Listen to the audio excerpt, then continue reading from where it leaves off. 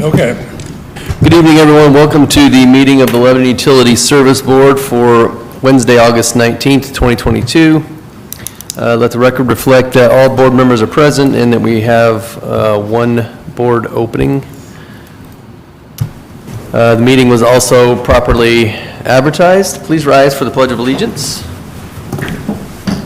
Allegiance to the flag of the United States of America and to the republic for which it stands, one nation, under God, indivisible, with liberty and justice for all. All right, first item tonight is the approval of our minutes from the October 5th meeting. Everyone had a chance to review those, and if so, any changes, questions? And if not, I would entertain a motion to approve as they are. I make a motion to approve the minutes from October the 5th, 2022. Second. Motion made by Bill, seconded by Tim to approve the minutes from October 5th, 2022. Any additional discussion? All in favor signify by saying aye. Aye. Any opposed? All right, next item tonight's an action item as well. It's the Abner Longley Well Number 3 cleaning. Ryan Ottinger is here tonight. Hey, Ryan. Good evening. This is a request for the approval of a quote from National Water Service for the cleaning of Abner Longley Well Number 3. This is a different method and different technology from a traditional well cleaning. And with this process, there's a potential for a higher yield or also a potential for a more efficient well and a higher quality product that comes to us as far as the raw water goes. This will include the disconnection. This will also include their flow technology, along with, they have a patented system that they use, but along with the double disc cleaning, which is a traditional method. And then they also televise. They have a color television video that we will get so we can see if there's any abnormalities or if there's any issues with the pipe, the screen, or anything like that. We can also compare it with the video from previous cleanings to see if there's any deterioration. And, you know, as far as the budget process goes, if down the road we would need to address any of that. And the quote also is a quote to replace the pump, wiring, basically replace everything. Traditionally, that's not necessary on a normal cleaning. So this price is a worst case scenario. That's if they have to replace everything. So I anticipate it coming in lower once we get our final invoice. But this would be the top, like I said, worst case scenario for this product. Abner Longley Number 3 has a higher iron content in it, so we have some flow data from previous cleanings, so we will also be able to compare the flow data from this to see if this does help in the future, or we'll also see afterwards if we like this process and it's a process that we want to continue with our other wells. You know, we do have a total of 11 wells, so we try to do 2 to 3 a year, and those wells are determined based on the amount of time in between cleanings, flow data, and the flow data also includes not just how many gallons per minute, but it also includes how many horsepower that the pumps are using to get to that gallons per minute. So you may easily get, if a well has 500 gallons a minute pump in there, you may easily get to 500 gallons a minute, but is it drawing more horsepower because the well's dirtier or because the pump is getting older and is less efficient? When you get to a certain area in that, you can determine that it's actually going to save you money to replace the pump as opposed to continue operating at a lower efficiency. So we like to get the wells cleaned in the fall, and then we like to do flow test in the spring. So that way when we decide what wells we want to clean that calendar year, we'll know. We also wait till the fall also because budget-wise, if we have any emergencies, you know, it's more preferable to put a cleaning off 1 year than it would be to have an emergency where you're ignoring it, or a potential emergency that you're ignoring it. So we want to make sure, as we go in later into the year, we've met the needs of our peak heat and peak usage season. So now that we are, well, now that it snowed once this week already, even though it is going to be in the 70s, we're starting to, temperature-wise and usage-wise, we're starting to wind down a little bit. So now's the time, if we have to take a well offline for servicing, it's usually offline for about 5 business days. So now's the time to go ahead and start that process. So I can answer any questions. Like I said, this is a new process, so I don't have a lot of education on this one as I do a traditional one, but I can try and answer any questions that the board might have on this. Any questions for Ryan? Good information, Ryan, appreciate that. Just as a comment, do I understand correctly, Ryan, that on this one, that the recommended company that the company you are recommending is not actually the lowest bid? For this one, yes. So we're doing 2 wells. So on this one, they are not the lowest bid, but the other bids were for a traditional cleaning, and this is a patented technology that this company has that is different from a traditional well cleaning. And possibly more efficient. Yeah, that's the hopes, and then the efficiency will offset the cost difference. Okay, so in addition to the potential for this being the lowest cost, am I hearing that your recommendation is towards a finding that National Water Services is the most responsive bidder of the ones that submitted bids related to the well cleaning, meaning their process is different and has the potential for a better outcome and a lower price? Correct. Okay. And we're only talking, what, $2,300 difference? Yeah, yes, from a traditional cleaning. Okay. Thanks, Jeff, for clarification. And Ryan, any additional questions for Ryan? Not, I'll entertain a motion to approve. I make a motion that we approve National Water Services to perform a well cleaning procedure for Admiral Longley, well number 3, in the amount not to exceed $27,280.91. Second. Motion made by Bill, seconded by Tim, to approve National Water Services to perform a well cleaning procedure for Abner Longley, well number 3, amount not to exceed $27,280.91. Any additional discussion? All in favor signify by saying aye. Aye. Any opposed? All right, thanks, Ryan. We're going to jump over to the Chicago Street well number 4 cleaning. 90% of my first speech applies to this. However, this is a traditional cleaning. And we did have 3 responses to this request, and Lane is the lowest response to this, and my recommendation. This is a traditional double disc cleaning, what we've always done in the past, and had great success with this. And Lane is a trusted provider. They actually rebuilt the Chicago Street filters a few years ago when they were due, and they've done some service work for us also. My recommendation for Chicago Street Well 4, and this obviously is a scheduling situation. I know that I'm getting approved at the same time 2 wells to be cleaned, but they will be scheduled differently. So we only have 1 out of service at a time. So we don't, you just never want to take a chance with having more than 1, because Murphy's Law starts to sneak in whenever you start taking things offline for scheduled maintenance. Sometimes unscheduled issues pop their head up. So my recommendation would be to approve for Lane as the lowest quote received on this item. All right, thanks, Ryan. Any questions for Ryan on this particular well? If not, I'd entertain a motion. I move to approve Lane to perform a well cleaning procedure for Chicago Street well number 4 in an amount not to exceed $25,515. Second. Motion made by Tim, seconded by Bill to approve Lane to perform a well cleaning procedure for Chicago Street well number 4. Amount is not to exceed $25,515.50. Any additional discussion? Ooh, man, 50 cents. All in favor signify by saying aye. Aye.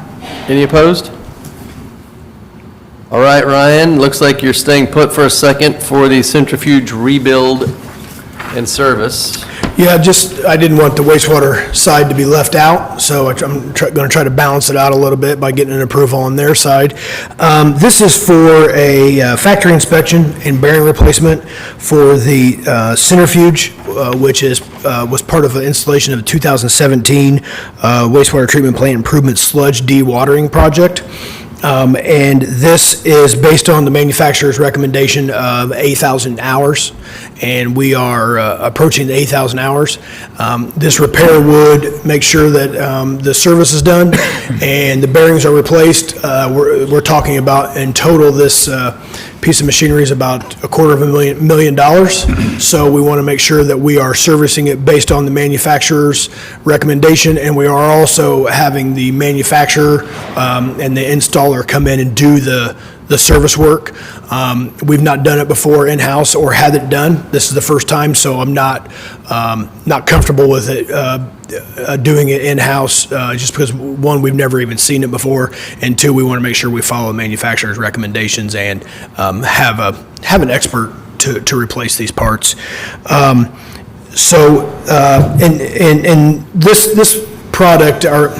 This equipment is basically what helps separate the liquid from the solids in the wastewater treatment plant, as far as our dewatering goes.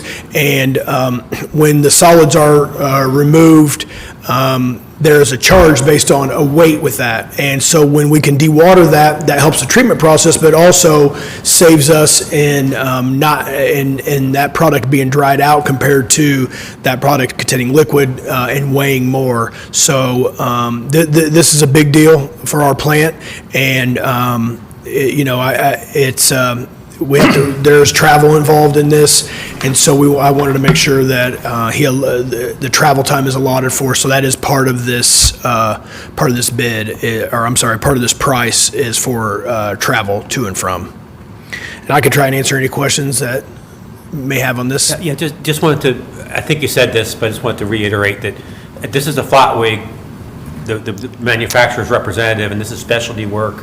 It's not like you're going to be able to get a bid from a competitor because it's not their equipment. It's very specialized, very tight tolerances, and it's what they recommend. And yeah, it is a Flatwig, and that is who their representative is going to be the one to come and service it.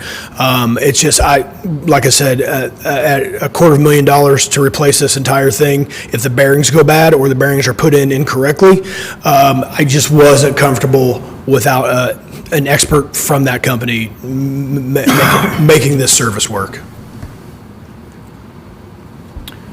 Right, Ryan, thank you. Anything else for Ryan on this item? Not, I'd entertain a motion. I move to approve Flatwig to service and rebuild the centrifuge for the sludge dewatering building at the wastewater treatment plant for an amount of $16,097.90. Second. Motion made by Aaron, seconded by Bill to approve the Flatwig to service and rebuild the centrifuge for sludge dewatering building at the wastewater treatment plant for an amount of $16,097.90. Any additional questions or discussion? All in favor signify by saying aye. Aye. Any opposed? All right, thank you, Ryan. Thank you. Appreciate it. Our next item is, will be presented by our legal counsel, Jeff Jacob. It's the Project Grassland MOU and Addendum with IEDC. Yes, thank you. Board, as we discussed in our working session, we have in front of you a memorandum of understanding and a state budget agency corresponding addendum with that agreement.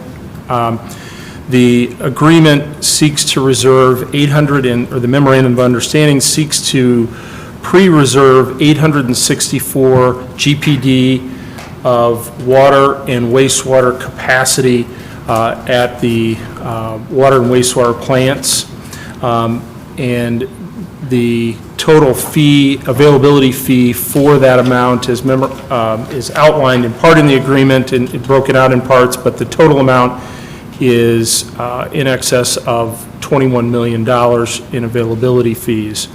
My recommendation to the board would be that the board approve this agreement or the memorandum of understanding and addendum subject to city council approval, allowing General Manager Ed Basquill to sign on behalf of the utility board, and again, subject to city council approval. Happy to answer any questions. For the benefit of the public, this was a subject of detailed presentation during a working session just prior to this meeting, and that this project, this memorandum and agreement has been worked on diligently over the past several months with representatives from the utilities and the cities and IEDC. So I think that I think it's a well thought out, well executed agreement. All right, thank you, Jeff. Thank you, Aaron. Any other questions for Mr. Jacob? I believe this is an action item, so I'll entertain a motion. I make a motion we move to approve the Project Grasslands MOU and addendum, subject to city council approval, and authorize General Manager Ed Basquill to sign the documents. Second.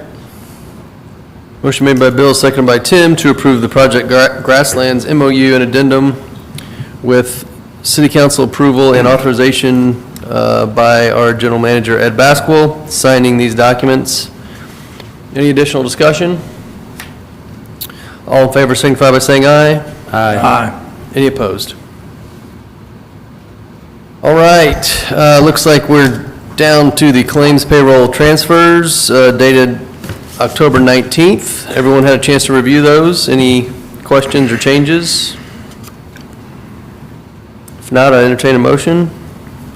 I move to approve the claims, payroll, and transfers dated October 19th, 2022, in the amount of $2,736,896.17 for claims and payroll, and $8,100,962.33 for transfers. Second. Motion made by Tim, seconded by Bill, to approve the claims, payrolls, and transfers dated October 19th, 2022. Any additional discussion? All in favor signify by saying aye. Aye. Any opposed? All right, next item is any other business. Anyone from the board have business tonight they'd like to bring up? Just one comment, he left, our working session is not here, but Jeff Greeno last week completed his year serving as president of the IMEA board, did that gracefully, and has transitioned that to a new IMEA member, or new president. Thanks for mentioning that, Tim. Good job, Jeff.